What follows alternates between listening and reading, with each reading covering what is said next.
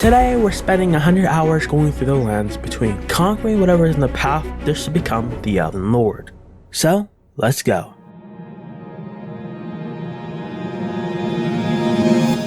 Hour 1. The beginning. I started choosing the class I wanted, and I chose the Wretch class. The reasoning was I played a similar role in all 3 Dark Souls and wanted to keep the tradition going. But this time I wanted to switch up my weapon of choice. I always had a sword in hand, but this time I wanted a magical one. A mage build was the goal for the journey since I really liked what I saw in the trailers. However, this was going to be an uphill battle when it came to default stats and overall journey I was going to go through, but I was confident I could handle it. The character creation was minimal. I increased the buffness of the character just a little bit and sent him on his way. I was also asked what starting item I wanted. Not knowing anything, I took what looked the best, which was the golden seed. After waking up in an unknown place called the Chapel of Anticipation, I looked around, finding signs like Trifinger's Butthole and others like it. I eventually made my way to the end of the tower where I was greeted by a creature who obliterated me into the depths below. I woke up and followed the path to the elevator, opened the stone door, and talked to the man named White Man's Bar who gave me info that I should go to Castle's Door in Vale, which is right behind him. So that's what I didn't do. Instead, I stepped into a cave called the Gropeside Cave in which I died sadly to some wolves, but I was determined to reach the end of this place. I encountered a mini-boss named Beastman of Farum Azula. If you assumed I died, you'd be right, though I did do some work being my first encounter with him. I left after that first fight, and for the rest of the hour I didn't do much.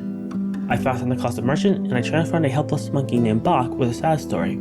Before I went to visit the castle in hour 2, my friends wanted to link up. Sadly at the time we didn't really know how it worked, so I didn't join after all and started my journey to the castle following the yellow brick road, which is what I called it since it led to a castle and it was the only road around. Anyways, I was finding new things in my way like this purple thing called the Vagabond, which at the time I didn't know what it was, but by the looks of it and with all these blessings, it was best to avoid it for now. While traveling up the road, I found a golden seed with a bonfire which gave me a cutscene with a girl named Melina who offered me a cord which I did accept. Though I did think about not accepting, not realizing if I did that I wouldn't be able to level up or use a horse that she gives. I definitely would have turned this video into the first 2 hours of Elden Ring. I finally got to the castle where I spawned a summon thinking this boss was easy. I was confident I could destroy Market the Foul Omen, only to get obliterated by this boss as well, and now the score is 3-0. I was getting slightly overwhelmed by the open world, and not knowing where I should go, I just started exploring, not really thinking about what I had to do or where I shouldn't go, and that led me across the map, leading to Lineria West, an area I shouldn't be in at the moment. Luckily my friends wanted to try co-op again, and so I returned back to spawn, but before I could go, Melina transported me to the Round Table Hold. A place where tarnished gather, guided by the grace. Or that's what they told me. Hour 3. My friends told me to go to Stormfoot Catacombs, which is near Santa Claus the Merchant. I eventually made my way to where they wanted to meet, and the co-op worked. It also took us 40 minutes to complete this dungeon because we had to complete it for all 3 of us, which would become an issue later down the line, just like my magic build I wanted. We then went to the Groveside Cave. That's where I died to Beastman of Farum Azula, but while we were waiting for our friend, I decided to kill him with a wolf from inside the cave. Early on in hour 4 we beat the boss in the cave, and since it was easy, it didn't take us 40 minutes for all 3 of us to complete it luckily. After leaving the cave, we decided to just explore the world and find caves and dungeons, just to level up instead of fighting bosses like Market the Foul Omen. On our exploration, Zevlut was talking about a weapon which was called Reduvia, but needed 2 of them to reach its full potential, but only 1 could spawn per world. So we helped out and got him another one from Arturius' world. However, he accidentally deleted it instead of dropping it. I discarded it. I thought you said it was discarded. So then we had to grab it from my world, and I was kind of scared of what if I deleted it as well. Luckily I didn't, and the remainder of the hour was just exploring. In hour 5 we continued our exploration and we stumbled upon this fog wall that blocked our path for some reason. It would only go away when we were in co-op. After we figured out how to get past it, we were able to go beyond the wall and we got a cool view of the golden tree. Hour 6 was just fooling around and waiting, so we're just gonna skip this. At the end of hour 6, my friends went to the Round Table Hold where they found this invader named Mad Tongue Albrecht, and so I wanted to fight this guy as well, hoping he'd drop a staff or something. That would be good for my magic build. But this would be my toughest challenge yet because this guy took me 2 hours to beat, and this really would highlight my disadvantage not having a magical staff, and upgrading all my points in intelligence so far. After I finally defeated Albrecht, I was confused because I had killed many bosses and enemies so far, and none of them dropped any weapons related to intelligence, which all staff need to be used properly. But even then, I knew how to continue my magic build. The trio are now back together in hour 9, we continue what we did before, kill bosses and explore while leveling up, of course in Limgrave. Hour 10, the same thing as hour 9, but with only one of the members of the team. And hour 11 was the same thing as hour 9 and 10, but at the end of the hour we found a place called Sophia River, so let's get to hour 12. We spent the entirety of hour 12 exploring this place, which was cool because it was a lot different from Limgrave. The enemies were tougher as well, so we probably should have gone a few more levels, but it was okay in the end. My friend had to go, and sadly this is the end of co-op for now, as I want solo after this. After exploring the Sophia River, I left and explored once more to Khalid. I found lonely merchants and crazy birds. I even stumbled upon a lonely tower looking towards the golden tree. But being alone was a struggle now. I couldn't hold my feet up, and so I returned to a place I once left, Valyria West. I went here when I was weak before, and I saw a merchant I passed before, and when I spoke to him, he was selling something. I couldn't believe what I saw, a magic staff in the hands of a frail creature. I immediately bought it, and now the struggle was over. The pain of holding a club was no more, and the points I put in intelligence was now worth it. Now with this new staff of mine, I needed to try it out, and so I traveled across the world fighting enemies I lost to before. Some I was able to kill, others I failed, but it didn't matter because I knew the journey of the mage build could not be completed. After hours of fighting whoever I saw as a threat, it was time to fight Market, the fellowman. But before I could go, a friend wanted to give a gift to me, another staff, but more powerful. I of course accepted the gift and traveled the path to the boss. I summoned a helper named Sorcerer Roger to aid me in battle since the last time I saw Market, he destroyed me. The overall fight was challenging, but not difficult. I fell off the cliff at one point, but I was able to defeat this first boss, and for the rest of the hour I continued my way to the top of the castle. Zevlut finally appeared again, and we both went together to reach the end of this castle. We found a woman named Ophelia Lux who was willing to help us fight the boss inside the castle. We finally found the fog wall and prepared. Now ready, we both went in with the help of Ophelia. The boss was challenging and hard. I don't even know how I could have done it alone, to be honest, but we fought nonetheless. The moves the boss did were difficult for me. I couldn't dodge his attacks, and because of that, it made it harder for everyone to survive longer. Luckily, the knives Zevlut acquired earlier paid off, as the weapons were taking chunks of the boss's health, but even then, the fight was still difficult. But each time we died, we learned, and after 9 tries, we beat the boss, for the both of us. After escaping to the back of the castle, I found myself in a familiar place. I was here when I was alone an hour or two, but before we could go on our journey, Zevlut discovered we had a great rune to restore from defeating Godrick the Graphid. Yeah, that's the Divine Tower. Soda, you know where the fog wall was? Yeah. We have to go there. You have to walk through the door first. Okay. And so we went back into the castle to reach the bridge leading to the tower. The bridge was guarded by giants, and sadly I died twice, losing the runes I gained from defeating Godrick the Graphid. But I eventually made it, and restored the great rune we acquired. It rated all attributes, but by how much I do not know. Now it was time to reach the next part of our journey. Traveling through the swamp, we finally reached the academy. However, the front door was blocked by a magical spell and needed an item to unlock it. Luckily, Zevlut found where it was, hidden behind a sleeping dragon. I tried to be stealthy but failed, and the dragon awoken. In panic, I grabbed the glintstone key and ran, barely making it to the academy. The academy was filled with mages ready to kill, but that didn't stop us from reaching the top of the tower. We found secrets, hidden passages along the way, and even found a magical sword named Lazuli Glintstone Sword. Midway through the tower, a wolf was waiting, Red Wolf of Radagon. The beast was fast and ferocious, but nothing could stop us, and so the wolf was defeated. Once we exited the room, I found a secret passage, and at the end was a ring that shortened spellcasting time, something I could use greatly. Do you remember the friend that gave me the new staff in hour 15 before I fought Margaret the Fellowman? Well, he and another friend had been on the journey alongside us, and they found a secret beneath the academy. They refused to tell us anything except the steps to reach the depths, so reluctantly we went. And when we reached the location, we had to get consumed by the machine who was waiting. Weird, but we did it anyways. After waking up, we were in the outskirts of a place called Volcano Manor. Now stuck, we were forced to fight whatever was waiting. When we finally reached the end, something was waiting. 2 machines ready to kill, and at first we were struggling, not knowing how we could beat them. But we realized wheels would open its belly more often and allow me to do major damage with my magic. After creating a strategy, we were able to kill both machines, and I don't think I'm going to listen to them ever again, that's for sure. Hour 23. Nearby the exit of the previous bosses, there was a cave, and inside that cave were another 2 bosses, both named Kindred of Rot. I helped my friend kill them, but we weren't able to kill them in my world, so we had to move on. And they were a pain. Hour 24 through 27. I helped a friend who just started his journey through the Elden Ring, and we did some of the things I did in the early hours of the game. We got all the way to Market the Fellowman, and even explored Stormvale Castle. Back on the journey alone in hour 28, I wanted to reach the top of the academy. I also was now behind everyone, so I was slightly informed on what to expect, but I was not ready on what was to come. I reached the top of the academy and got the cutscene, and as soon as it ended, a chandelier jumped on top of me, and of course I died. But that wasn't the worst part. I couldn't do any damage since the boss had magic resistance, and thankfully my friends were there to help, because without them I would have been stuck here for hours. So thank you, my friends. Since Ranella, Queen of the Full Moon, was defeated, I decided to go back to places I've been in the past. But before I went on my journey, my friend told me about a magical lady who sold magical spells. So I went on to go find her and had to kill her guard, Mad Pumpkinhead. But sadly all the spells that she sold weren't really worth it. The mana cost was too much for the low damage that they did. I still bought some and tested them out to compare, of course, to the Glintstone Pebble, but they all were inferior to that spell. And so, after that, I left the Sorcerer Lady. For the next 12 hours, I explored all over the world. I went to familiar places and new ones as well, I acquired a few items like the cat talisman ring, which its description is a lie by the way.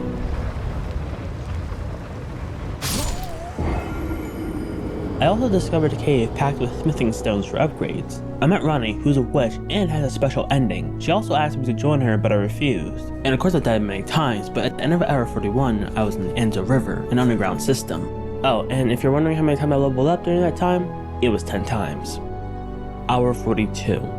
Still continuing exploring the Enzo River, in hour 42, I got a decent scenery shot while traveling the caves, and was greeted by the boss, Dragonkin Soldier of Noxtella, which took about 10 minutes to defeat. I swapped magic staff and thought it'd be best to level up this new one since it's been 42 hours and I haven't even upgraded one time.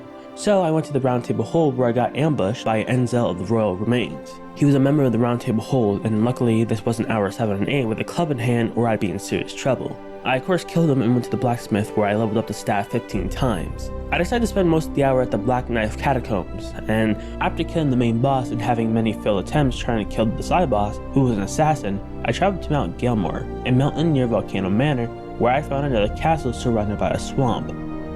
During hour 43, I explored the castle. Nothing really stood out, however, there were some difficult enemies defending the boss room, and once I killed them and entered the room, I immediately died. And gave up since I didn't want to lose any of my runes for nothing, and for the rest of the hour I explored near the capital. Hour 44 and 45. It was time to get inside the capital and continue the journey, but like every place there's something blocking the path. Draconic Tree Sentinel. The boss I needed to fight and was definitely a challenge. At first I assumed it'd be like all the other tree sentinels with the deflected shields, but this was not the case. One of the main differences is the horse shot out fireballs, which wasn't a problem at all, but there was another difference. His shield shot out lightning, which would insta-kill me every single time. I realized I could spawn summons with this boss, and so I did. I tried every single one that I had, and that didn't really help. This was the first time I didn't know how to fight a boss, and didn't understand how it worked. I spent the rest of hour 44 fighting the most difficult opponent so far. I'm not even joking. Continuing from hour 44 into 45, while fighting the boss, I did discover that I could jump off my horse, potentially dodging the lightning attack. However, it was so inconsistent that I knew this definitely was not the way to defeat the boss. I then died somewhere early in the hour, and I realized I had lost my runes, so I was annoyed of course, so I looked up info about the Draconic Tree Sentinel and found out you could only dodge the lightning by rolling, which didn't really make sense since the speed of the horse is faster than a roll, but that didn't matter. I gave up fighting him because I thought I was really close to the end of the game, and the original version of this video was going to be the first 50 hours of the game, but I was wrong. Anyways, I saw a cheese involving poison and hiding behind him, and I did it. I didn't care at the time of the consequences of my actions, and I just wanted to reach the end for the 50 hours. Once I killed him with the cheese, I saw it. The capital. It looked awesome and definitely a lot different from the other places I've been. As I continued into the capital, reaching the streets, there was a problem. I couldn't kill any of the enemies, and now regretting my previous actions, there was a reason I couldn't kill him. It was a test to see if I was ready for what was beyond him, and I failed. Hour 46. I was talking to a friend I helped in the early hours of his journey, and he mentioned an area in Khalid where a boss was and mentioned a meteor shower, but he didn't want to spoil anything, so I went alone to discover what was there. Redmane Castle, a place I've actually been before, but I didn't search it at all. While looking around, I met individuals who were part of a festival for General Radon, hoping to kill him for his great rune. After accepting my fate in the festival, I continued to the church, and down the elevator, and through the portal, and that's where I was greeted by sand and NPC summons. Immediately, I was shot at with arrows, but I was quick to dodge them, still trying to comprehend what was going on. It was clear I needed to reach Radon while getting shot at by his arrows. I was unsuccessful in reaching Radon in the first 5 attempts, dying every single time to his attacks. In my 6th attempt, I was able to do work but failed again by his close range attacks. Each attempt I made, I was getting closer and closer to killing him, then midway through the fight, he jumped into the air and left. I was confused. Did he just leave? And would I have to fight him later? And then out of nowhere, Radon came from the sky and nosedived me. Luckily I was on my horse and running to the side, but he ultimately killed me soon after. Time went on, and eventually, after trial and error, we were able to kill him. Then there was the cutscene of the meteor shower that my friend mentioned before. Now that the festival was over, it was time to return to the castle and speak with the man who asked me to join in the first place. He spoke with Radon, and that was the end of this hour. Hour 47 through 63. The biggest jump ever. Even though it's a leap, there are things that are important for context. I went to places like Khalid and killed bosses while also completing quests. I also acquired the meteor staff, a good staff early on. I then returned to places I've been before to also kill bosses since the goal was to reach the capital and not get obliterated. I changed my outfit a little bit, found new places, died, acquired new items, died, finally found a summoner to help with boss fights, died, restored some great runes, and continued to die, made a skate you ain't gonna see, died, and of course I leveled up 19 times. Hour 64. The time has come to return to the capital and complete the journey we took so long ago. Now more powerful than ever before, and more ready than ever, it was time to conquer the capital. I was still worried on my surroundings since the last time I was here I got obliterated. Once I entered the capital, enemies and encounters still had some challenge but not impossible like before. I made my way around the capital, climbing a dead dragon, pulling levers and whatnot, and then I stumbled into a building, one that looked familiar. It was the Round Table Hall, but it was different, and I wasn't able to get to the second floor, so I immediately traveled to the so-called real Round Table Hall to see if the place has changed, but it didn't, so I moved on, continuing to the capital. I followed the street branch which led me into the capital building, where then I was forced into a boss fight, Godfrey the First Elden Lord. I immediately summoned my support and fought the boss. I died, but in the next run I was able to cheat the boss, by hiding in the corner shooting him with spells until he died. Now officially inside the capital building, we were one step closer to becoming the Elden Lord. Hour 65. As I ran through the capital and onto the bridge, I saw it, the golden tree in close proximity. It was time. As I ran up the stairs and read all the signs, I then saw a summon, Melina, someone who was by my side this entire time now helping me fight the final boss. I summoned her, and then we went into the unknown. As I watched from a distance, a familiar figure came out of the shadow. It was Margaret the Fellowman. But how is that even possible? I killed them. I was now face to face with a man who I needed to kill to beat the game. As everything came back to normal, I saw the name, Morgoth, the Omen King. He looked identical but was different at the same time, but that didn't matter. I had to fight him now, but sadly I died soon after. Now that I can collect my thoughts, I knew I would have to kill him this time with the help of Melina and Minion, aka Pumpkinhead. And I was right, we killed him, but it was easy, too easy. And then I realized there were more steps, and when I walked up them and ran to the wall of thorns, it told me, Impenetrable thorns refuse all. None may enter the tree. So I decided to rest at the bonfire where Melina greeted me, and she told me she could get me inside the tree, but I must reach the flame of ruin where she could set the tree aflame. Before she left, she gave me the robe medallion to use on an elevator. After she left, I didn't know where to go, so I decided to explore a little bit and kill the Goskin Apostle, who was defending a great ruin restoration spot. After that, I returned to the capital where I realized there was a section that led to where I needed to go, so that's where I headed. After following the road, I found an elevator leading me one step closer to the flame of ruin. Hour 66. Continuing the path and onto the elevator, there was a long path guarded by enemies that looked like they were going to do a lot of damage. Luckily I took care of them quick, and at the end of the road there was two options to go down. The elevator or continuing the path. Thankfully I took the elevator first because it led to a bonfire. I made sure to check the other path and where it led to, and then all of a sudden everything went black, and I was transferred to a void-like area with two bosses. I immediately summoned my companion, hoping to take the aggro of one of them while I fought the other. I did so well and almost killed them on my first try when the boss shot out balls of fire at me and I didn't dodge correctly, resulting in me dying. I then died again and lost my runes since in that area nothing on the scroll map appeared. In my third attempt, I became victorious, and once I got out of the void, a divine tower was waiting for me to restore another great rune. After all of that, I returned to the path and blindly followed, hoping whatever was waiting in the fog didn't kill me. I eventually made it to the steps of the grand elevator where a mini-boss, Black Blade Kindred, was waiting to kill. I was able to avoid the beast and make it.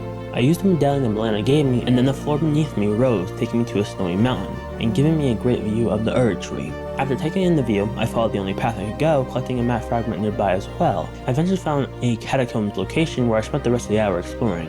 After exploring the catacombs for some time, I realized I was getting close to the end and needed an outfit that looked cool when I become the Elden Lord.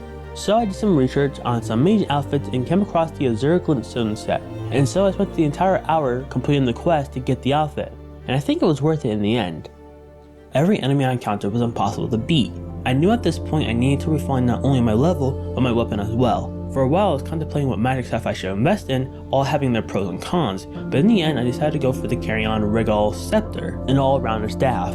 So I redid my stats, so I was able to equip this new weapon, and now it was time to level the staff up. I was able to get the weapon to a +9, and after doing some testing, it did less damage than the meteor staff, which is the weapon I've been using for many hours now, and I can't even level that up, so I needed to level up this new staff some more, but I needed an item called the Somber Ancient Dragon Smithing Stone. However, it required me to kill Commander Niall to even access the place I needed to go, so I spent the rest of the hour trying to fight him. Hour 71 was just fighting Commander Niall, and I killed the boss close to the end of the hour. Hour 72. I got to the top of the castle where I found the Hal Tree secret medallion needed so I can upgrade my staff. I wasn't sure where the grand lift was for the medallion, so I searched for a while, going to the capital hoping it was there. This went on for about 40 minutes where I looked at the brief description and realized it was a secret medallion that had to be used on the grand lift that rolled.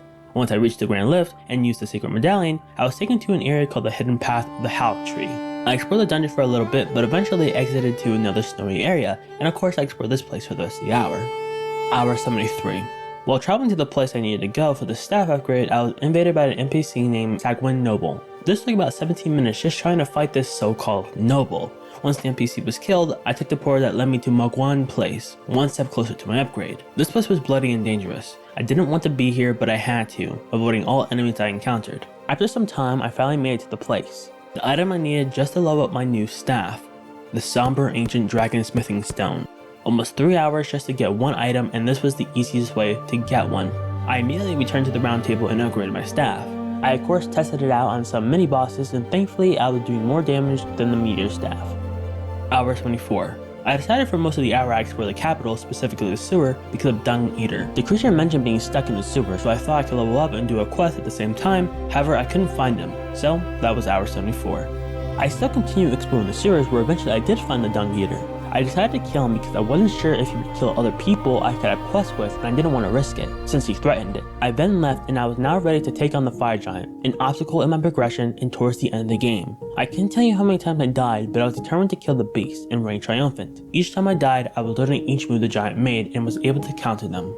After some time, fighting hard for hours on end, I was getting close. Each swing with my staff, I was getting closer to victory. I got his health bar down to the name title. I could feel the anxiety and the nervousness, but I knew I could do it. The giant rolled away as I got close, but this time he became unpredictable. He would roll once, and then roll twice, but this time towards me, killing me. And at this point I spent many hours fighting one beast, and as time goes on, I became rageful. I became bitter, and I was going to cheese the boss. I didn't care if I was cheating. I was going to get revenge on the creature who took my victory. I broke his legs and baited him to the cliff. Once I jumped off and hid behind the wall, I waited, and as I could hear the stomps getting closer and louder, I knew this was what I wanted. But when his head peeked over the cliff, he stopped. We both looked at each other. Was this a sign to not quit and give up? I did not know, so I tried another time to see. I did the same thing, broke his legs and swung my staff as fast as I could. Each time the spells hit the beast, I was waiting for that moment again. This time was different. He still rolled twice but the wrong way. This was it. I charged towards the beast and he shot back with his flames. Luckily I was able to avoid it and killed the fire giant. I wasn't happy or excited. I wasn't angry anymore, but I felt exhausted fighting the beast for hours, all leading to this moment. All I knew was over now, and I needed to reach the giant chalice to continue my journey becoming the Elden Lord. I made my way to the giant chalice and spoke with Melina at the bonfire. She asked me if I was ready to create a cardinal sin, and I said yes, of course. And as I watched, Melina set the tree on fire.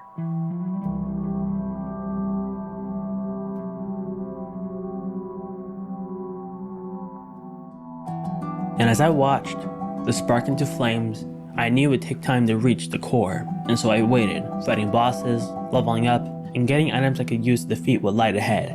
The time came. The tree now ablaze and the ground covered in ash. I knew what to do. As I reached the capital and up the stairs once more, I knew this was it. A fog wall waiting, another beast to conquer. As I walked through with the help of Pumpkinhead, we fought hard, but not hard enough. Even though I spent many hours raising my power, I was still weak. But I knew I had to fight, and so I did. And as I fought Godfrey the First Elden Lord, I knew I could do it with the help of Pumpkinhead. As I got close to victory, so too the health of mine and Pumpkinhead depleting. Pumpkinhead sacrificed himself so I could build up my power one last time to kill Godfrey. As he charged towards me, I was scared, but I knew if I didn't do it, I'd die anyways. And the power of the beam was able to kill him just in time before his last slam onto me. I did it, but it was not over yet. After the battle with Godfrey the First Elden Lord, it was finally time. Finally at the end. The journey we took, the bosses we fought, all led to this moment. As I watched the prisoner break from the chain, I knew what was about to happen. Luckily I placed many points in health, as this would have been an impossible feat. With the help of Pumpkinhead and my new spell combo, I was able to do major damage fighting this boss. When I killed Radagon the Golden Order, I knew this wasn't the end, and suspected there was more, and I was correct. The Elden Beast, the final boss. This was it. But I died immediately after that. It was a struggle to reach the second phase of the fight, and I knew I had to stop now and truly prepare on the final fight. Once again, I explored the entire world, finding new locations, gaining knowledge and power. I was also able to acquire items like the Selenium Hidden Tier, which eliminates all FP consumption for some time. I completed quests and more on my journey. Now ready than ever, it was time. I knew this was it and was ready to suffer if that meant becoming the Elden Lord. I walked into the bright light and was ready. The first phase of the fight was getting easier each time I completed it, but the second phase I couldn't survive long enough. I tried different strategies, used alternative items, but nothing worked. After many failed attempts, I slowly but surely was improving nonetheless.